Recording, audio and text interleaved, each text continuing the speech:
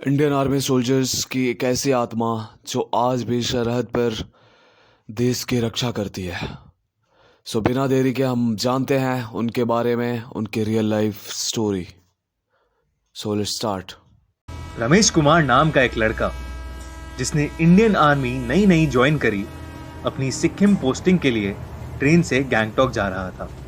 उसने देखा कि ट्रेन की सीट के पास आकर बहुत सारे जवान उस सीट पर हाथ पैर जोड़कर जा रहे थे। वो सीट एकदम खाली थी और सीट के नीचे दो बड़े बड़े बक्से पड़े हुए। रमेश को कुछ समझ नहीं आया तो वो अपनी आंखें बंद करके सो गया।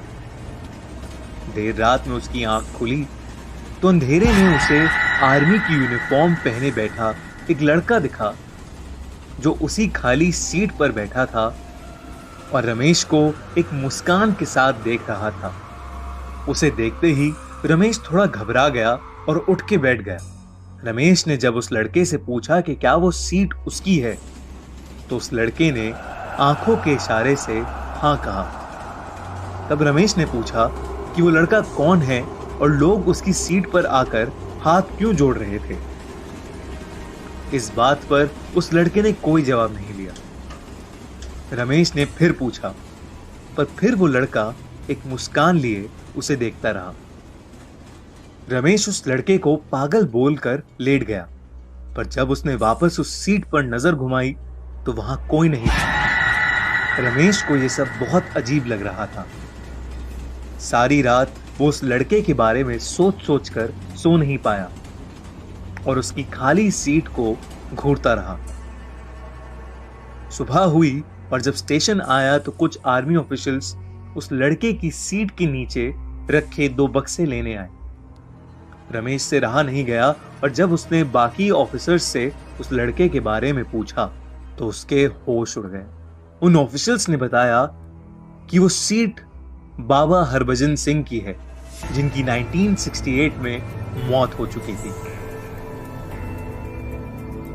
हरभजन सिंह ने 1966 में आर्मी ज्वाइन करी थी और 2 साल बाद ही उनकी पानी में डूबकर मौत हो गई थी।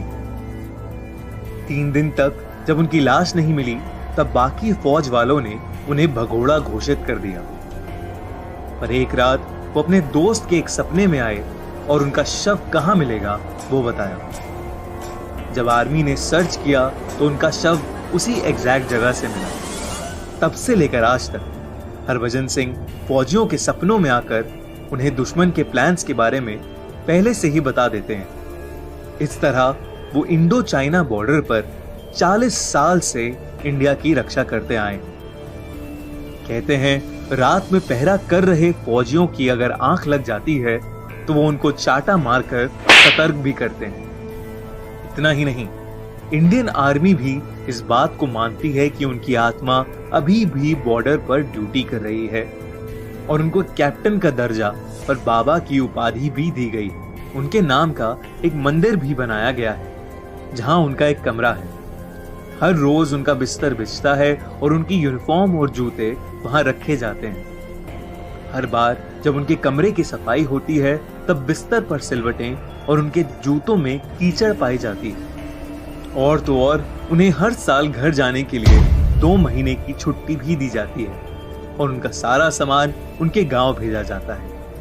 और उस समय सिक्किम के जवान हाई अलर्ट पर होते हैं। ये सब कुछ सुनकर रमेश दंग रह गया और अपने बंकर पहुंचते ही वो सबसे पहले बाबा हरभजन सिंह के मंदिर गया, जहां वो ट्रेन में हरभजन के साथ हुई उस मुलाकात के बारे में सोचने लगा। सोचते सोचते एक बार फिर हरभजन सिंह की छवि उसके सामने आई। रमेश को एक मुस्कान देकर उसके सामने से गायब हो गया।